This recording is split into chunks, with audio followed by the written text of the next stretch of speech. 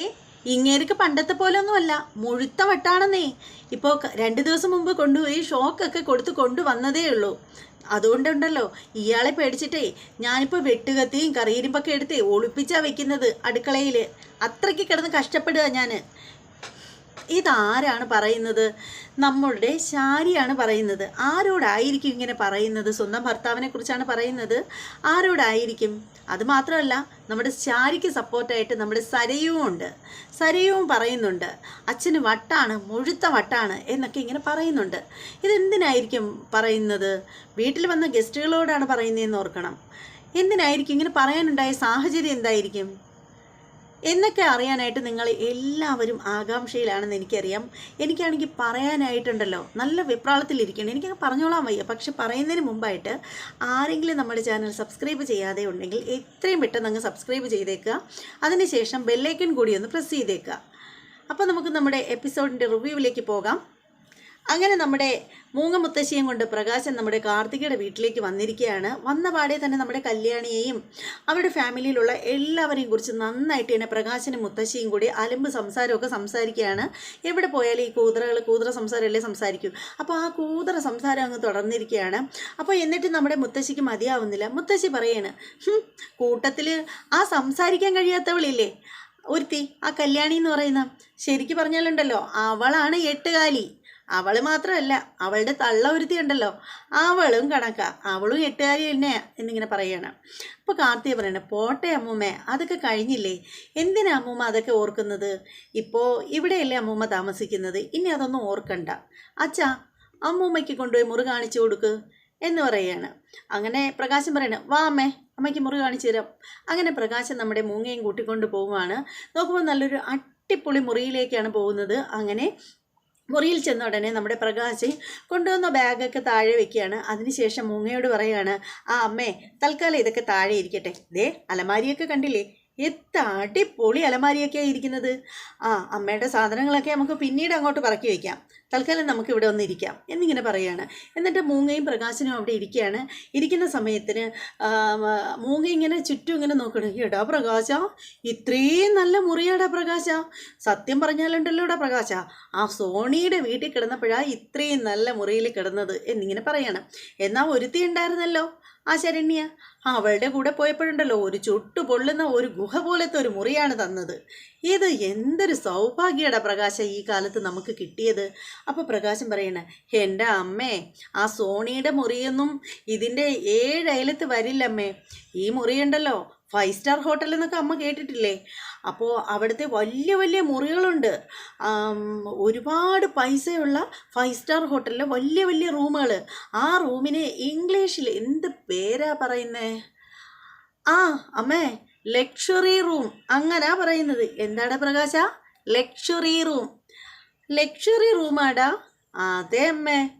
ആ ഇത് ലക്ഷറി റൂമാണമ്മേ എന്നിങ്ങനെ പറയുകയാണ്. ഇത് മാത്രമല്ല, ഇവിടെ എല്ലാ റൂമിലും AC ഉണ്ട്. അതാ ഈ വീടിൻ്റെ പ്രത്യേകത. ആണോടാ പ്രകാശ?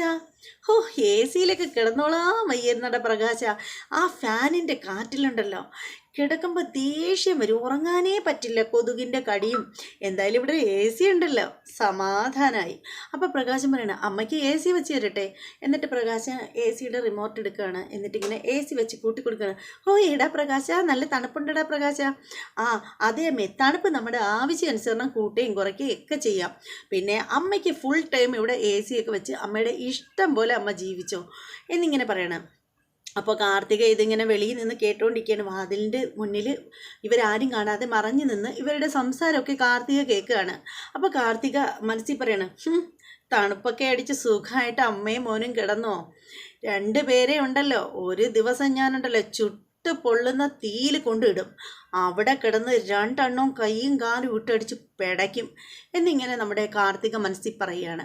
അപ്പോൾ നമ്മുടെ മുത്തശ്ശി പറയണം, എടാ പ്രകാശ, സത്യം പറഞ്ഞാലുണ്ടല്ലോടാ പ്രകാശ, നമ്മുടെ കുഞ്ഞിനെക്കുറിച്ച് ഓർക്കുമ്പോഴാണ് വിഷമം. അതേ അമ്മേ, എന്തായാലും കാർത്തികയുടെ കൈയും കാലും പിടിച്ചെങ്കിലും ഞാൻ എൻ്റെ മോനെ ഇറക്കിക്കൊണ്ട് വരും. സത്യം പറഞ്ഞാലുണ്ടല്ലോ അമ്മേ, അവനുണ്ടല്ലോ ചക്രവർത്തി പദവിയിൽ ജീവിക്കേണ്ടവനാ.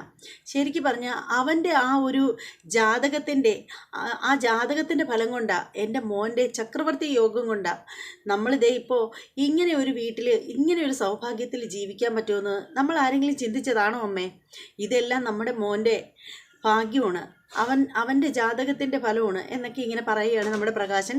അപ്പം നമ്മുടെ മുത്തശ്ശി പറയുകയാണ്, അത് ശരിയാടാ പ്രകാശ, പണ്ടേ പറയും നമ്മുടെ കുഞ്ഞിന് ചക്രവർത്തി യോഗം ഉള്ളവനാണെന്ന്. ശരിക്കും പറഞ്ഞാൽ ഇപ്പോൾ അതിൻ്റെ ഫലം അനുഭവിക്കുന്നത് നമ്മളാണ്. പിന്നെ സമയദോഷം കൊണ്ടാടാ പ്രകാശ ഇപ്പോൾ അവൻ കാരാഗൃഹവാസം അനുഭവിക്കേണ്ടി വരുന്നത്. അതെ അമ്മേ, എന്തായാലും അവളെ കൊണ്ട് ഞാൻ എങ്ങനെയായാലും എൻ്റെ കുഞ്ഞിനെ ഇറക്കിപ്പിക്കും. അവൻ വന്നു കഴിഞ്ഞാലുണ്ടല്ലോ അമ്മേ, ഈ വീട്ടിൽ അവനും കൂടി ഉണ്ടാവും. അപ്പോൾ നമ്മുടെ മൂങ്ങ വയ്ക്കണ, അല്ലടാ പ്രകാശ, നീ ഇവിടെ എവിടെയാടാ കിടക്കുന്നത്? എൻ്റെ അമ്മേ, ഈ വീട്ടിൽ 8-10 മുറിയുണ്ടമ്മേ, അവിടെ ഏത് മുറി വേണമെങ്കിലും എനിക്ക് കിടന്നൂടെ?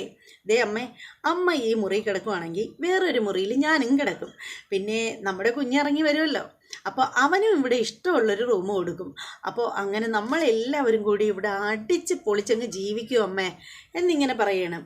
അപ്പോൾ കാർത്തിക പുറത്തു നിന്ന് പറയണം, മനക്കോട്ടയൊക്കെ കെട്ടി വച്ചോണ്ട് നില്ലടാ, നിന്നെ ഞാൻ ശരിയാക്കി തന്നേക്കാം എന്നിങ്ങനെ പറയണം. ഇനി അവൻ്റെ മോനെ കൂടെ കൊണ്ടുവരും പോലും, കൊണ്ടുവരാടാ, എല്ലാ അണത്തിനെയും ഇങ്ങോട്ട് കൊണ്ടുവരാം എന്നിങ്ങനെ നമ്മുടെ കാർത്തിക മനസ്സിൽ വിചാരിച്ചിട്ട് നിൽക്കുകയാണ്. അപ്പോൾ ആ സമയത്തിന് നമ്മുടെ പ്രകാശം പറയുകയാണ്, അല്ലെങ്കിൽ തന്നെ അമ്മേ, അല്ലെങ്കിൽ തന്നെ പണ്ട് തൊട്ടേ പറയുന്നതുണ്ട് നമ്മുടെ വിക്രത്തിന് രാജയോഗമാണെന്ന്. ശരിക്കും പറയുകയാണെങ്കിൽ അതിപ്പോൾ സത്യമാണെന്ന് ഏതാണ്ട് ഉറപ്പിച്ച മട്ടാണ് എന്നിങ്ങനെ പറയാണ്. എന്നിട്ട് പ്രകാശം പറയണ, അമ്മേ, പിന്നെ ഇവിടെ താമസിക്കുന്നതിലൊരു ഗുണമുണ്ടമ്മേ, വീട്ടുവാടകയോ കറണ്ട് ചാർജോ അങ്ങനൊന്നും നമുക്ക് ചിലവാകില്ല. പിന്നെ ഭക്ഷണത്തിനും പൈസയാവില്ല. പിന്നെ മോള് നമുക്ക് മാസം തോറും എനിക്ക് തരുന്ന ആ ശമ്പളം പിന്നെ ഒന്നിനും ഉപയോഗിക്കണ്ട, അത് നമുക്ക് നമ്മുടെ കുഞ്ഞിനായിട്ട് മാറ്റി വയ്ക്കാം എന്നിങ്ങനെ പറയാണ്. അത് കേൾക്കുമ്പോൾ മുത്തശ്ശി പറയണേ, എടാ പ്രകാശ, എനിക്ക് നിൻ്റെ കൂടെ ഒരു കാര്യം പറയാനുണ്ട്. പൈസ കൈ കിട്ടുമ്പോൾ നിൻ്റെ സ്വഭാവം മാറരുത് കേട്ടോ. പണ്ടത്തെ കണക്ക് കള്ളും കുടിച്ചൊന്നും വരരുതേ. നമ്മൾ മറ്റൊരാളുടെ വീട്ടിലാണ് താമസിക്കുന്നതെന്ന് ഓർക്കണം. ആ കൊച്ചിന് നാണക്കേട് ഉണ്ടാകുന്ന രീതിയിലൊന്നും നീ ഇങ്ങോട്ട് വരല്ലേടാ. ഇല്ല അമ്മേ, ഞാനിപ്പോൾ മദ്യപാനമൊക്കെ എന്നേ നിർത്തി. നീയല്ലേ ആള്, പണം കൈ കിട്ടുമ്പോൾ നിൻ്റെ കോള് മാറുമല്ലോ. ഇല്ലമ്മേ, എനിക്ക് അറ്റാക്ക് വന്നു കഴിഞ്ഞപ്പോൾ ഡോക്ടർ പറഞ്ഞു ഇനി മദ്യപിക്കുകയൊന്നും ചെയ്യില്ലെന്ന്. എന്നിട്ട് ഡോക്ടർ തന്ന ചാർട്ട് പ്രകാരമാണ് ഞാൻ ആഹാരം കഴിക്കുന്നത് പോലും. അമ്മയ്ക്കറിയില്ലേ, ഉച്ചയ്ക്ക് 2 തവി ചോറ്, എന്തെങ്കിലും ഇച്ചിരി കറിയും കൂട്ടി, പിന്നെ രാത്രിയിൽ 2 ചപ്പാത്തി, ഇത് തന്നെയല്ലേ എൻ്റെ ഭക്ഷണം. പിന്നെ അതിനുശേഷം ഞാൻ കള്ള് തൊട്ടിട്ടേ ഇല്ല. അതുകൊണ്ട് പിന്നെ വേറെ പ്രശ്നമൊന്നുമില്ല എന്നിങ്ങനെ പറയാണ്. അപ്പോൾ നമ്മുടെ മുത്തശ്ശി പറയണ, വിക്രം വരുമ്പോൾ ആ കുഞ്ഞുമായിട്ട് സന്തോഷമായിട്ട് നമുക്കിവിടെ ജീവിക്കാം. പക്ഷെ ഒരു കാര്യത്തിലാടാ എനിക്ക് വിഷമമുള്ളത്. എന്താ അമ്മേ, വിക്രത്തിനെ എങ്ങനെയാടാ നമ്മൾ നമ്പുന്നത്? എന്താ അമ്മേ അങ്ങനെ പറഞ്ഞത്? എൻ്റെ പ്രകാശ, വിക്രത്തിനെ വിശ്വസിച്ച് എങ്ങനെ കൂടെ നിർത്താൻ പറ്റും? അവനാണെങ്കിൽ കക്കയും മോട്ടിക്കുകയും ആരെങ്കിലും തല തല്ലി പൊളിക്കുകയൊക്കെ ചെയ്യും. ഇതല്ലേ അവൻ്റെ പ്രശ്നം. എൻ്റെ അമ്മ, അവൻ അങ്ങനെ ഒന്നും ചെയ്യില്ല. അവനെന്തായാലും ഇനി അങ്ങനെയുള്ള ഒരു പണിക്കും പോവില്ല. പോവാതിരുന്നാൽ അവന് കൊള്ളാം. ഇപ്പം തന്നെ നിൻ്റെ മോനെ പറ്റിയുണ്ടല്ലോ ഒത്തിരി ചീത്ത പേരുകളുണ്ട്. കള്ളനെന്നും തെമ്മാടിയെന്നും ഒക്കെയാണ് അവന് പറയുന്നത്. ഇനിയെങ്കിലും ഇവിടെ നിന്ന് അവൻ നല്ലവനായാൽ മതിയായിരുന്നു എന്നൊക്കെ പറഞ്ഞിട്ട് നമ്മുടെ മുത്തശ്ശിയും അതുപോലെ നമ്മുടെ മുത്തശ്ശിയുടെ മോൻ പ്രകാശനും കൂടെ ഇങ്ങനെയിരുന്നു ഓരോരോ കാര്യങ്ങളൊക്കെ മണ്ടത്തരങ്ങളൊക്കെ ഇങ്ങനെ പറഞ്ഞുകൊണ്ടേയിരിക്കുന്നു. അതേസമയം നമ്മുടെ കല്യാണിയുടെ ക്യാബിനിലാണ് കല്യാണി ഇങ്ങനെ ഇരിക്കുകയാണ്, ലാപ്പൊക്കെ നോക്കി ഇങ്ങനെ ഇരിക്കുകയാണ്. അപ്പോൾ ആ സമയത്ത് നമ്മുടെ കാർത്തികയും അതുപോലെ തന്നെ നമ്മുടെ കാദംബരിയും കൂടി അങ്ങോട്ടേക്ക് വരികയാണ്. അപ്പോൾ കല്യാണി ഇങ്ങനെ അവരെ രണ്ടുപേരെ ഒരുമിച്ച് കാണുമ്പോൾ കല്യാണിക്ക് ഭയങ്കര സന്തോഷമാവുകയാണ്. അങ്ങനെ നമ്മുടെ കല്യാണി എണീച്ച് കാർത്തികയുടെ അടുത്തേക്ക് ചെല്ലുകയാണ്. എന്നിട്ട് കാർത്തികയുടെ കയ്യിൽ പിടിച്ചിട്ട്, മാഡം എന്താ ഒരു പ്രതീക്ഷ ഒരു മുന്നറിയിപ്പും ഇല്ലാതെ ഇങ്ങോട്ട് വന്നത് എന്ന് ചോദിക്കുകയാണ്. അപ്പോൾ നമ്മുടെ കാർത്തിക പറയണ, വരുന്നതിന് മുന്നറിയിപ്പിൻ്റെ ആവശ്യമില്ലല്ലോ. പിന്നീട് കല്യാണി ചെയ്ത ഇൻറ്റീരിയർ വർക്കൊക്കെ ഞാൻ പോയി കണ്ടു. എല്ലാം അടിപൊളിയായിട്ടുണ്ട്. കണ്ടാൽ സിമ്പിളായിട്ട് തോന്നുമെങ്കിലും കാണാൻ നല്ല ഭംഗിയുണ്ട്. എല്ലാം കറക്റ്റായിട്ട് തന്നെയാണ് കല്യാണി സെറ്റ് ചെയ്ത് വെച്ചിട്ടുള്ളത്. അത് കണ്ടേ എല്ലാവർക്കും വളരെ നല്ല അഭിപ്രായമാണ്. വേറെ ആർക്കും ഇത്ര പെട്ടെന്ന് ഇങ്ങനെ ചെയ്ത് തരാൻ പറ്റില്ല എന്നിങ്ങനെ പറയാണ് കാർത്തിക. അത് കേൾക്കുമ്പോൾ നമ്മുടെ കല്യാണിക്ക് ഭയങ്കര സന്തോഷമാവുകയാണ്. അപ്പോൾ എല്ലാം ഇഷ്ടപ്പെട്ടോ മാഡത്തിന്? പിന്നെ ഇഷ്ടപ്പെടാതിരിക്കുമോ? കല്യാണി ചെയ്ത വർക്കല്ലേ എന്നിങ്ങനെ പറയുകയാണ്. അതിനുശേഷം കാർത്തിക പറയാണ്, ശരിക്കും പറഞ്ഞാലുണ്ടല്ലോ, ഞാൻ തന്ന തുകയിലൊന്നും ആവില്ല. എനിക്കറിയാം ഇനി അധികം ഒരുപാട് പൈസ നിങ്ങൾക്ക് അങ്ങോട്ട് തരേണ്ടി വരുമെന്ന്. അതുകൂടി തരാൻ വേണ്ടിയിട്ടാണ് ഞാൻ അങ്ങോട്ട് വന്നത്. അയ്യോ, പൈസയൊന്നും വേണ്ട, ഇനി പൈസയുടെ കാര്യമേ പറയണ്ട. ഇത് വർക്ക് നിങ്ങൾക്കൊക്കെ ഇഷ്ടപ്പെട്ടല്ലോ, അത് മതി, ഇനി ക്യാഷ് ഒന്നും വേണ്ട, അന്ന് തന്നത് എന്നെ ധാരാളമാണ്, ഇനി വേണ്ട എന്ന് പറയണം. അതുമാത്രമല്ല, ഇപ്പോൾ കിരണേട്ടന് കൺസ്ട്രക്ഷൻ വർക്ക് ഏൽപ്പിച്ചതിന് ശേഷം അഡ്വാൻസ് ആയിട്ട് കൊടുത്തത് തന്നെ ഒരുപാട് കൂടുതലാണ്, അതുകൊണ്ട് ഇനി പൈസ ഇടപാടൊന്നും വേണ്ട എന്നിങ്ങനെ കല്യാണി പറയുകയാണ്. അപ്പോൾ കാർത്തിക പറയാണ്, എന്തിനാ ഇങ്ങനെ വാശി പിടിക്കുന്നത് എന്നിങ്ങനെ കാർത്തിക ചോദിക്കുകയാണ്. അപ്പോൾ എന്നിട്ട് ഇനാഗുറേഷനെ പറ്റി പറയുകയാണ്. കാർത്തിക പറയുകയാണ്, നിങ്ങളെല്ലാവരും വരണം എന്നിങ്ങനെ പറയുകയാണ്. അതിനുശേഷം കാർത്തിക പറയുകയാണ്, നമുക്കൊരു കാര്യം ചെയ്യാം, എന്തായാലും നമ്മൾ 3 പേരും കൂടി ഒരുമിച്ച് കണ്ടതല്ലേ, കല്യാണിയുടെ ചേച്ചിയല്ലേ ഈ നിൽക്കുന്ന കാദംബരി? അതെ, എൻ്റെ ചേച്ചി തന്നെയാണ്. അപ്പം നമുക്കൊരു കാര്യം ചെയ്യാം, എന്തായാലും കല്യാണിയും ചേച്ചിയും ഒപ്പം ഉണ്ടല്ലോ, നമുക്ക് ഒരുമിച്ച് നിന്ന് ഒരു സെൽഫി എടുക്കാം എന്നിങ്ങനെ പറയുകയാണ്. അങ്ങനെ നമ്മുടെ കല്യാണിയും കാദംബരിയും നമ്മുടെ കാർത്തികയും കൂടി ഒരുമിച്ച് നിന്ന് ഇങ്ങനെയൊക്കെ നിന്ന് സെൽഫിയൊക്കെ എടുക്കുകയാണ്. അങ്ങനെ ഭയങ്കര ഹാപ്പി ആയിട്ട് സെൽഫിയൊക്കെ എടുത്തിട്ട് നമ്മുടെ കാർത്തിക അവിടെ നിന്ന് പോവുകയാണ്. പോയില്ല, സെൽഫിയൊക്കെ എടുത്തിട്ട് നിൽക്കുമ്പോഴത്തേക്ക് അമ്മയെക്കുറിച്ച് ചോദിക്കുകയാണ്. നമ്മുടെ കാർത്തിക ചോദിക്കുകയാണ്. അപ്പോൾ കല്യാണി പറയാണ്, അമ്മ എനിക്കൊപ്പമാണ് എന്നിങ്ങനെ പറയാണ്. അപ്പോൾ നിങ്ങളുടെ അച്ഛൻ എന്ത് ചെയ്യുന്നു എന്നിങ്ങനെ ചോദിക്കുമ്പോൾ കല്യാണി ഇങ്ങനെ ഒന്നും മിണ്ടാണ്ട് നിൽക്കുകയാണ്. അപ്പോൾ ഉടനെ തന്നെ നമ്മുടെ കാദംബരി ഇടയ്ക്ക് കയറി പറയാണ്, നമുക്ക് അച്ഛനില്ല, നമുക്ക് അച്ഛനുണ്ടായിരുന്നു, അച്ഛൻ മരിച്ചുപോയി എന്നിങ്ങനെ പറയാണ്. അപ്പോൾ അത് കേൾക്കുമ്പോഴത്തേക്ക് കല്യാണിക്ക് നല്ല വിഷമം തോന്നുകയാണ്. അപ്പോൾ തന്നെ നമ്മുടെ കാർത്തിക ചോദിക്കുകയാണ്, അപ്പോൾ നിങ്ങൾ 2 പെൺകുട്ടികൾ മാത്രമേ ഉള്ളൂ എന്നിങ്ങനെ ചോദിക്കുകയാണ്. അപ്പോൾ നമ്മുടെ കാദംബരി പറയണം, അല്ല, ഞങ്ങൾക്ക് 2 പേർക്കും ഇളയതായിട്ട് ഏറ്റവും താഴെത്തട്ടിൽ ഒരുത്തനും കൂടി ഉണ്ടായിരുന്നു, അതും ആൺകുട്ടിയായിരുന്നു, അവനും മരിച്ചുപോയി എന്ന് പറയുമ്പോൾ അതും കേൾക്കുമ്പോൾ നമ്മുടെ കല്യാണിക്ക് നല്ല സങ്കടം തോന്നുകയാണ്. അതിനുശേഷം നമ്മുടെ കാദംബരി പറയുകയാണ്, ശരിക്കും പറഞ്ഞാലുണ്ടല്ലോ, അച്ഛനും അനിയനും കൂടി ചേർന്ന് ഇങ്ങനെ ഒരു യാത്ര ചെയ്യുമായിരുന്നു, അപ്പോൾ ആക്സിഡൻ്റ് ആയിട്ടാണ് മരിച്ചത്, റോഡ് ആക്സിഡൻറ്റിൽ പെട്ട 2 മരിച്ചത് എന്നിങ്ങനെ പറയുകയാണ്. അപ്പോൾ അതിനുശേഷം ശരിക്കും പറഞ്ഞാൽ കല്യാണിക്ക് നല്ല സങ്കടമാവുകയാണ്. അത് നമ്മുടെ കാർത്തിക പ്രത്യേകം ശ്രദ്ധിക്കുകയാണ്.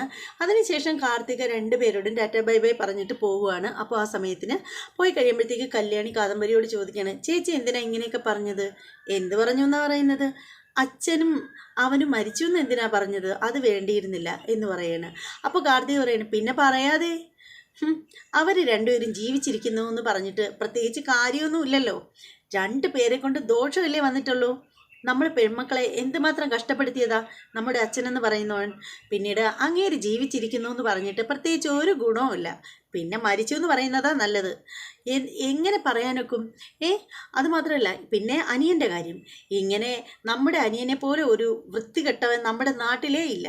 ശരിക്കും പറഞ്ഞാൽ നമ്മുടെ നാട്ടിലെ ഏറ്റവും കുറ്റവാളിയാവൻ, ക്രിമിനൽ അവൻ, അങ്ങനത്തെ ഒരുത്തൻ അനിയനായിട്ടുണ്ട് എന്ന് പറയുന്നതിനേക്കാളും അവൻ മരിച്ചുപോയെന്ന് പറയുന്നതല്ലേ നല്ലത് എന്ന് പറഞ്ഞിട്ട് നമ്മുടെ കാദംബരി അങ്ങ് പോവുകയാണ്.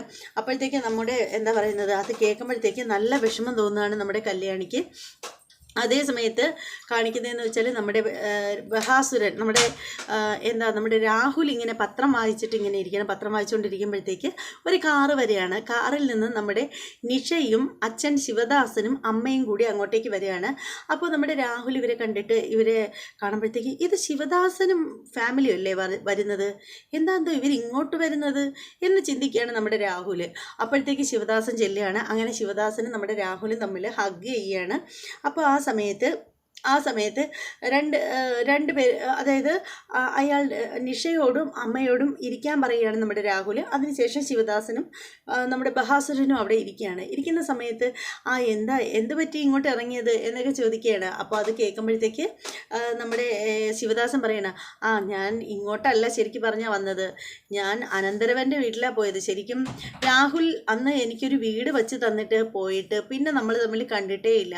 വീടിൻ്റെ ഇനാഗുറേഷനും കണ്ടിട്ട് പിന്നെ നമ്മൾ തമ്മിൽ കണ്ടിട്ടേ ഇല്ല. ശരിക്കും ഇപ്പോൾ എൻ്റെ മോക്കൊരു വീട് വെക്കണമായിരുന്നു, ഒരു 3-3.5 കോടി രൂപ ബഡ്ജറ്റിലുള്ള ഒരു വീട്. അപ്പോൾ തന്നെ കൊണ്ട് ചെയ്യിക്കണമെന്നായിരുന്നു മനസ്സിന് ആഗ്രഹം. അങ്ങനെ തന്നെ കൊണ്ട് ചെയ്യിക്കാൻ വേണ്ടിയിട്ട് തന്നെയാണ് ഇരുന്നത്. അപ്പോൾ തിരക്കിയപ്പോൾ അറിഞ്ഞു താൻ കൺസ്ട്രക്ഷൻ വർക്കൊക്കെ നിർത്തിയെന്നും ഇപ്പോൾ അനന്തരവനാണ് അത് ചെയ്യുന്നതെന്നൊക്കെ ഞാൻ അറിഞ്ഞു. അങ്ങനെ ഞാൻ അനന്തരവനെ പോയി കണ്ടത്. പിന്നെ വർക്ക് കിരണിനെ ഏൽപ്പിച്ചു. അതിനുശേഷം കിരണാണ് പറഞ്ഞത് ഇപ്പോൾ നിങ്ങൾ ഇവിടെയാണ് താമസിക്കുന്നതെന്ന്. അത് പ്രകാരമാണ് ഞാൻ ഇങ്ങോട്ട് വന്നത് എന്നിങ്ങനെ പറയുകയാണ്. എന്നിട്ട് അങ്ങനെ സംസാരിച്ചുകൊണ്ട് നിൽക്കുകയാണ്. അപ്പോൾ എന്നിട്ട് ശിവദാസൻ പറയണം, ഞാനിങ്ങോട്ട് വന്നതിന് പിന്നിൽ വേറൊരു ഉദ്ദേശവും ഉണ്ട്. എൻ്റെ മകളാണ് ഇത്, എൻ്റെ മകൾക്ക് വിവാഹമൊക്കെ ആയിട്ടുണ്ട്. എൻ്റെ മകളുടെ ആവാൻ പോകുന്ന പയ്യൻ അമേരിക്കയിൽ ജോലിയുള്ള ആളാണ്, പുള്ളിക്ക് അവിടെയാണ് ബിസിനസ് എന്നിങ്ങനെ പറയുകയാണ്. പിന്നെ അതുകൊണ്ട് വിവാഹത്തിന് ക്ഷണിക്കാൻ കൂടിയാണ് വന്നത്. പിന്നെ വിവാഹ ലെറ്റർ ഒന്നും കൊണ്ടുവന്നിട്ടില്ല, അത് ഞാൻ മൊബൈൽ വഴി അയച്ചു തരാം എന്നിങ്ങനെ പറയണു, വാട്സപ്പിൽ ഇട്ട് തരാമെന്ന് പറയണം. അപ്പോൾ രാഹുൽ പറയണ അമേരിക്കയിൽ എവിടെയാ? അമേരിക്കയിൽ വാഷിങ്ടണിലാണ് എന്നിങ്ങനെ പറയുകയാണ് നമ്മുടെ നിഷ. ആണോ? ആ അമേരിക്കയിലൊക്കെ ജോലിയുള്ള പയ്യന്മാരെയൊക്കെ കുറിച്ച് ഒന്ന് അന്വേഷിക്കുന്നത് നല്ലതാണ് എന്നിങ്ങനെ രാഹുൽ പറയാണ്. അപ്പോൾ ഉടനെ നമ്മുടെ ശിവദാസൻ ചോദിക്കുകയാണ്, അതെന്താ താൻ അങ്ങനെ പറഞ്ഞത്? അല്ല, അത് വേറൊന്നും കൊണ്ടല്ല പറഞ്ഞത്. അമേരിക്കയിൽ ബിസിനസ് എന്നൊക്കെ പറയുമ്പോൾ നമ്മൾ അറിയില്ലല്ലോ, അമേരിക്കയിൽ പയ്യൻ ഏത് തരക്കാരനാണെന്നൊക്കെ നമുക്കറിയത്തില്ലല്ലോ. അവിടെ പോയി നമുക്ക് തിരക്കാനും പറ്റില്ല. അതുകൊണ്ട് ആ പയ്യനെക്കുറിച്ച് ആരെങ്കിലും അമേരിക്കയിലോ മറ്റോ ഉണ്ടെങ്കിൽ അങ്ങനെ ഒരു കമ്പനിയോ വല്ലതും ഉണ്ടോ എന്ന് തിരക്കുന്നത് നന്നായിരിക്കും എന്നിങ്ങനെ പറയുകയാണ്. പലർക്കും അങ്ങനെ അബദ്ധം പറ്റിയിട്ടുള്ള ചരിത്രമുണ്ട് എന്നിങ്ങനെ നമ്മുടെ രാഹുൽ പറയുകയാണ്. എന്നിട്ട് അപ്പോൾ രാഹുലിൻ്റെ മരുമകനെ പറ്റി ചോദിക്കുകയാണ്. അപ്പോൾ രാഹുൽ പറയണം, എൻ്റെ മരുമകനും അമേരിക്കയിൽ തന്നെയാണ് ജോലി എന്നിങ്ങനെ പറയുകയാണ്. ഓ, അമേരിക്കയിലായിരുന്നു? അത് ശരി, മുമ്പൊരിക്കൽ തന്നെ കണ്ടപ്പോൾ താൻ പറഞ്ഞിട്ടുണ്ടായിരുന്നല്ലോ. എൻ്റെ മോളുടെ ഭർത്താവാകാൻ പോകുന്ന പയ്യൻ്റെ പേര് റോണി എന്നാണ് എന്നിങ്ങനെ പറയുകയാണ്. അപ്പോൾ എന്നിട്ട് ശിവദാസൻ ചോദിക്കുകയാണ്, തൻ്റെ മരുമകനെ കാണാൻ പറ്റുമോ, ഇവിടെ ഉണ്ടോ എന്നിങ്ങനെ ചോദിക്കുകയാണ്. അവൻ ഇവിടെ ഉണ്ടല്ലോ, അവൻ ഇവിടെ തന്നെ ഉണ്ട് എന്നിങ്ങനെ പറയുകയാണ്. അപ്പോഴത്തേക്ക് നമ്മുടെ മനോഹർ ഇറങ്ങി വരികയാണ്. സ്റ്റെപ്പ് ഇറങ്ങി താഴേക്ക് വരുമ്പോൾ മനോഹർ ഇങ്ങനെ നോക്കുമ്പോഴത്തേക്ക് കാണുകയാണ് ഇവരെ എല്ലാവരെയും, നിഷയെയും അച്ഛനെയും അമ്മയൊക്കെ കാണുമ്പോൾ മനോഹറിന് ആകെ പെട്ടു. മനോഹറിന് മനസ്സിലാവുകയാണ്, ഈശ്വര പെട്ടു, ഇവരിതേ ഇവിടെ വന്നിരിക്കുന്ന, എന്താ ഇനിയിപ്പോൾ ചെയ്യുക? മനോഹർ ആലോചിക്കുകയാണ്. പിന്നെ ഒന്നും നോക്കിയില്ല, പൂച്ച പോണ കണക്ക് പമ്മി പമ്മി പമ്മി പമ്മി നമ്മുടെ മനോഹർ മേലോട്ട് പോവുകയാണ്. എന്നിട്ട് മേൽ കയറി കഴിയുമ്പോഴത്തേക്ക് റൂമിലേക്ക് ഒറ്റൊരോട്ടം വെച്ച് കൊടുക്കുകയാണ്. നോക്കുമ്പോൾ നമ്മുടെ സരയും മുടി കോതിക്കൊണ്ടിരിക്കുകയാണ്. നോക്കുമ്പോഴത്തേക്ക് മനോഹർ പോയ പോക്കെ തന്നെ ഇങ്ങനെ വന്ന് നിൽക്കുന്നത് കാണുകയാണ്. അപ്പോൾ സരയി ചോദിക്കുകയാണ്, എന്താ മനോട്ട എന്താ ഇങ്ങനെ ഓടിയത്? എന്തിനാ ഇങ്ങനെ ഇത്ര വെപ്രാളപ്പെട്ട് വന്നത്? അതോ, എൻ്റെ മോളും ഞാൻ ബിസിനസ്സിൻ്റെ ആവശ്യത്തിന് വേണ്ടി പോകാനായിട്ട് പോയതായിരുന്നു. അപ്പോൾ താഴെ ചെന്നപ്പോഴുണ്ടല്ലോ കുറേ ആളുകൾ താഴെ ഇരിക്കുന്നു. അപ്പോൾ അതുകൊണ്ട് പിന്നെ ഞാൻ അങ്ങോട്ട് പോയില്ല. ഏതാളുകൾ? ഏതാണെന്നൊന്നും എനിക്കറിയില്ല. പിന്നെ അങ്കിളിനോട് കാര്യം പറഞ്ഞുകൊണ്ടിരിക്കുകയായിരുന്നു. അപ്പോൾ എനിക്ക് ശരിക്കും പറഞ്ഞാൽ മറ്റുള്ളവരെ കാണുന്നത് ഇഷ്ടമല്ല. ഞാൻ നല്ലൊരു മീറ്റിങ്ങിനായിട്ട് പോകാനായിട്ട് ഇരിക്കുകയല്ലായിരുന്നു. വലിയൊരു ബിസിനസ്സിനെ പറ്റി വലിയൊരു ബിസിനസ് മീറ്റിങ്ങിനെ പറ്റി തിരക്കാനും അതിൻ്റേതായിട്ടുള്ള രീതിയിലുള്ള കാര്യങ്ങൾക്കായിട്ട് പോകുമായിരുന്നു. അപ്പോൾ പിന്നെ മറ്റാളുകളെ മുമ്പിലേക്കൊക്കെ കണ്ടിട്ട് പോകുന്നത് എനിക്കിഷ്ടമല്ല. സത്യം പറഞ്ഞാലുണ്ടല്ലോ, ഈ റൂമിൽ നിന്ന് പുറത്ത് പോകുമ്പോൾ എപ്പോൾ പുറത്ത് പോയാലും എനിക്ക് മോളുവിൻ്റെ മുഖം കണ്ടിട്ട് പോകുന്നതാണ് ഇഷ്ടം. ഇപ്പം തന്നെ ഞാൻ മോളുവിൻ്റെ മുഖവും കണ്ടിട്ടാണ് അങ്ങോട്ട് ഇറങ്ങിയത്. അപ്പോൾ നോക്കിയപ്പോൾ വേറെ കുറേ പേര് അവിടെ ഇരിക്കുന്നു. അപ്പോൾ പിന്നെ അതൊരു ലക്ഷണക്കേടാണ്. അതുകൊണ്ടാണ് ഞാനിങ്ങനെ കയറി വന്നത്. എനിക്കൊരു കാര്യത്തിൽ നിർബന്ധമുണ്ട്, മോളുവിനെ കണ്ടു കഴിഞ്ഞാൽ പിന്നെ എനിക്ക് അടുത്തതായിട്ട് കൽപ്പവൃക്ഷത്തെ കണ്ടേ പറ്റൂ. അല്ലാതെ വേറെ ഒന്നിനെയും എനിക്ക് കാണുന്നത് ഇഷ്ടമല്ല.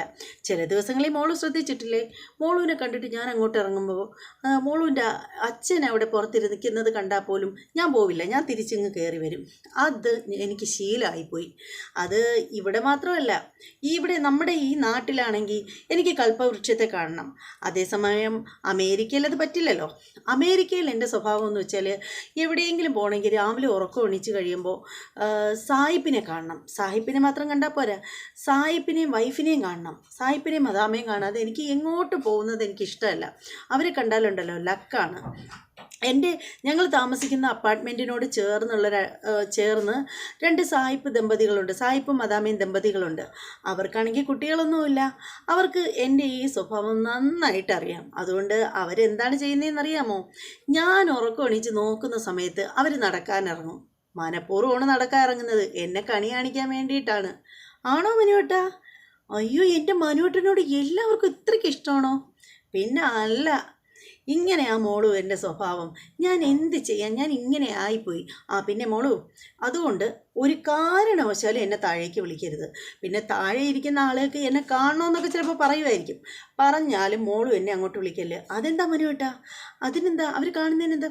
എൻ്റെ മോളു, എനിക്ക് ഇത് കഴിഞ്ഞിട്ടേ ഇവർ പോയി കഴിയുമ്പോൾ എനിക്ക് ഇവിടുന്ന് ബിസിനസ് മീറ്റിങ്ങിനായിട്ട് പോവണ്ടേ, ഇവരെയൊക്കെ കണ്ടിട്ട് പോയാലുണ്ടല്ലോ എരണം പോക്കൂല, മോളുവിനെ കണ്ടിട്ട് കൽപ്പവൃക്ഷത്തെ കണ്ടിട്ടേ ഞാൻ പോവുള്ളൂ എന്നിങ്ങനെ പറയണം. മോളൊരു കാര്യം ചെയ്യും, മോള് താഴെ പോയി അവരെ കാണുന്നെങ്കിൽ കണ്ടോ, വേറെ വിഷയമൊന്നുമില്ല, പക്ഷേ എന്നെ അങ്ങോട്ട് വിളിക്കരുത് എന്ന് പറയുകയാണ്. അപ്പോൾ സരയു പറയണേ, ഇല്ല മനുവേട്ട, മനുവേട്ടൻ്റെ സന്തോഷമല്ലേ എൻ്റെ സന്തോഷം എന്നിങ്ങനെ പറയുകയാണ്. അതിനുശേഷം നമ്മുടെ സരയു ചോദിക്കണം, അല്ല മനുവേട്ട, നമ്മൾ ഇനി എപ്പോഴാണ് അമേരിക്കയിൽ പോകുന്നത്? അതൊക്കെ പോവാൻ മോളൂ, അതൊക്കെ ഞാൻ സെറ്റാക്കിക്കൊണ്ടിരിക്കുകയാണ്. അതേസമയം അങ്ങനെ താഴെ ഇരുന്ന് ഇവരിങ്ങനെ കാര്യമൊക്കെ പറഞ്ഞുകൊണ്ടിരിക്കുകയാണ്. അപ്പോൾ നമ്മുടെ എന്താണ് ശിവദാസൻ ചോദിക്കുകയാണ്, നമ്മുടെ രാഹുലിനോട് ചോദിക്കുകയാണ്, അല്ല അമേരിക്കയിൽ എവിടെയാണ് തൻ്റെ മരുമകൻ? ഒരുപക്ഷെ എൻ്റെ മരുമകനും അമേരിക്കയിലാണ്. അപ്പോൾ ഇവർ തമ്മിൽ അറിയാമോ, ഇവർക്ക് തമ്മിൽ പരിചയം ഉണ്ടാവോ എന്നൊക്കെ ചോദിക്കുകയാണ്. അപ്പോൾ നമ്മുടെ ബഹാസുരൻ പറയുകയാണ്, ചിലപ്പോൾ പറയാനൊക്കില്ല, ചിലപ്പോൾ അവർ പരിചയക്കാരായിരിക്കും എന്നിങ്ങനെ പറയുകയാണ്. അങ്ങനെ പറഞ്ഞുകൊണ്ടിരിക്കുമ്പോഴത്തേക്കാണ് നമ്മുടെ ശാരി അങ്ങോട്ടേക്ക് വരുന്നത്. അങ്ങനെ ശാരി അവിടെ വന്നിരിക്കുകയാണ്. അപ്പോൾ ശാരിയോട് ചോദിക്കുകയാണ്, ശിവദാസൻ്റെ വൈഫ് ചോദിക്കുകയാണ്, ഞങ്ങളെ അറിയാമോ എന്നിങ്ങനെ ചോദിക്കുകയാണ്. അപ്പോൾ ശാരി ഇങ്ങനെ ഓർത്തിട്ട് പറയാണ്, കണ്ടതായിട്ട് ഓർമ്മയുണ്ട്, ചെറിയൊരു ഓർമ്മയുണ്ട്. എന്നാലേ ഞങ്ങളുടെ വീട് വെച്ച് തന്നതേ ഈ ഇരിക്കുന്ന രാഹുൽ സാറാണ്. പിന്നെ ഇനാഗുറേഷന് ഇദ്ദേഹത്തിൻ്റെ കൂടെ വന്നിട്ടുണ്ടായിരുന്നു. ഞാനിപ്പോൾ ഓർക്കുന്നു. മരുമകൻ അമേരിക്കയിലാണല്ലേ? അതെ, ഞങ്ങളുടെ മരുമകനും അമേരിക്കയിലാണ്. ഇവിടുത്തെ മരുമകന് ഞങ്ങളുടെ മരുമകനെ അറിയാമോ എന്തോ? അപ്പോൾ ഇവിടുത്തെ മരുമകനെ കണ്ടിരുന്നെങ്കിൽ നമുക്ക് ചോദിക്കായിരുന്നു. മനുവേന് ഇവിടെ ഉണ്ടല്ലോ എന്നിങ്ങനെ പറയാണ്. അപ്പോഴത്തേക്ക് നോക്കുമ്പോൾ സരയു അങ്ങോട്ടേക്ക് ഇറങ്ങി വരികയാണ്. അപ്പോൾ സരയുവിനോട് ചോദിക്കുകയാണ്, ചാരി പറയണ, മോളെ മനുവിനെ ഇങ്ങ് വിളിക്ക്, മനുവിനെ ഇവർക്ക് കാണണമെന്ന്. അതിന് മനുവേട്ട ഇവിടെ ഇല്ലല്ലോ അമ്മേ, ഇവിടെ ഉണ്ടായിരുന്നല്ലോ, ഞാൻ കണ്ടതല്ലേ. അപ്പോൾ ഉടനെ സരയു നമ്മുടെ ശാരിയെ നോക്കി ഇങ്ങനെ ആക്കിയാണ്. അപ്പോൾ ഉടനെ ശാരി പറയണം, ഇല്ല ശരിയാണ്, കുറച്ച് മുമ്പ് പുറത്തേക്ക് പോയിരുന്നു എന്നിങ്ങനെ പറയണം. അത് കേൾക്കുമ്പോൾ ബഹാസുരൻ പറയണം, ആര് പറഞ്ഞു പോയെന്ന്? ഞാൻ ഇത്രയും നേരം ഇവിടെ ഇരിക്കുകയല്ലായിരുന്നോ? ആരും പോയിട്ടില്ല, അവൻ അകത്ത് തന്നെ ഉണ്ട് എന്നിങ്ങനെ പറയണം. അപ്പോൾ ഉടനെ സരയു പറയണം, അച്ഛനാണോ പറയുന്നത് പോയില്ലെന്ന്? പോയി, മനുവേട്ടൻ കുറച്ച് മുമ്പ് പോയി, ഞാനല്ലേ മനുവേട്ടനെ യാത്രയെ അയച്ചത് എന്ന് പറയണം. അപ്പോൾ രാഹുൽ പറയണം, അതിന് നീ ഇങ്ങോട്ട് വന്നില്ലല്ലോ എന്ന് പറയണം. അപ്പോഴത്തേക്ക് ഉടനെ നമ്മുടെ സരയു അമ്മയെ നോക്കുകയാണ്. അപ്പോൾ നമ്മുടെ ശാരി പറയണ, ദേ ഇങ്ങേരെ സ്വഭാവം ഇപ്പം ഇതാണ്, പിച്ചും പെയ്യും പറയും, ഒരു കാര്യവും നടക്കുന്ന കാര്യങ്ങൾ അറിയത്തുമില്ല, നടക്കാത്ത കാര്യം കണ്ടെന്നും പറയും. ഇതാണിപ്പോൾ ഇദ്ദേഹത്തിൻ്റെ അവസ്ഥ. ശരിക്കും പറഞ്ഞാലുണ്ടല്ലോ ഇങ്ങേർക്ക് മുഴുത്ത വട്ടാണ് എന്ന് പറയണ. അപ്പോൾ ഉടനെ ശിവദാസൻ പറയണേ, അങ്ങനൊന്നും തോന്നുന്നില്ല. ആര് പറഞ്ഞു? 2 ദിവസം ആയതേ ഉള്ളൂ ഇങ്ങനെ ഹോസ്പിറ്റലിൽ നിന്ന് ഡിസ്ചാർജ് ചെയ്ത് ഇവിടെ കൊണ്ടുവന്നിട്ട്. ഷോക്ക് അടിപ്പിച്ചിട്ടിരിക്കുകയായിരുന്നു ഇങ്ങനെ, ഷോക്ക് എന്ന് പറയുകയാണ്. അപ്പോൾ അത് കേൾക്കുമ്പോഴത്തേക്ക് ശിവദാസൻ ചോദിക്കണം, ഉള്ളത് തന്നെയാണോ ഈ പറയുന്നത്? എന്നിട്ട് ശിവദാസനും മോളും അമ്മയും അവരുടെ മുഖമാണ് കാണിക്കുന്നത്. അവരിങ്ങനെ പരസ്പരം ഇങ്ങനെ നോക്കുകയാണ്. അപ്പോൾ ആ സമയത്തിന് ശാരി പറഞ്ഞു, പിന്നല്ലാതെ ഇദ്ദേഹം എൻ്റെ ഭർത്താവാണ്, എൻ്റെ ഭർത്താവിനെ കുറിച്ച് ഞാൻ എന്താ അനാവശ്യം പറയൂ? ഭർത്താവാണെങ്കിലും ആരാണെങ്കിലും ഞാൻ ഉള്ളതുപോലെ പറയും, അതെൻ്റെ ഒരു ശീലമാണ്. സത്യം പറഞ്ഞാലുണ്ടല്ലോ മുഴുത്ത വട്ടായിരുന്നു. അങ്ങനെ ആശുപത്രി കൊണ്ടുപോയി ഷോക്ക് കൊടുത്തിട്ടിരിക്കുകയായിരുന്നു. 2 ദിവസമായതേ ഉള്ളൂ ഇങ്ങനെ കൊണ്ടുവന്നിട്ട്. ഷോക്ക് കൊടുക്കണമെന്നുണ്ടെങ്കിൽ വലിയ വട്ടായതുകൊണ്ടല്ലേ ഷോക്ക് കൊടുത്തത്. ഇവിടെ അടുക്കളയിൽ ഞാൻ ജീവിക്കുന്നത് വരെ പേടിച്ചിട്ടാണ്. പിച്ചാത്തിയും വെട്ടുകത്തിയും എന്ന് വേണ്ട എന്തിന് പപ്പടം കുത്തി വരെ ഞാൻ എടുത്ത് ഒളിച്ചായിട്ടിരിക്കുന്നത് ഈ മനുഷ്യനെ പേടിച്ചിട്ട്. എപ്പോഴാണ് ഇതൊക്കെ എടുത്ത് ഞങ്ങളെ ആക്രമിക്കുന്നതെന്നൊന്നും അറിയാനൊക്കില്ലല്ലോ എന്നിങ്ങനെ പറയുമ്പോൾ അവർക്ക് പേടിയാവുകയാണ് കേട്ടോ. അവർ പേടിച്ച് പോവുകയാണ് അത് കേൾക്കുമ്പോഴത്തേക്ക്. എന്നിട്ട് അപ്പോഴേ സരയു പറഞ്ഞ, അതെ അമ്മ പറഞ്ഞത് കറക്റ്റ് കാര്യമാണ്. അച്ഛന് മുഴുത്ത വട്ടായിപ്പോൾ. അച്ഛൻ എന്താണ് പറയുന്നത് പ്രവർത്തിക്കുന്നതെന്നൊന്നും അച്ഛന് ഒരു ബോധവും ഇല്ല.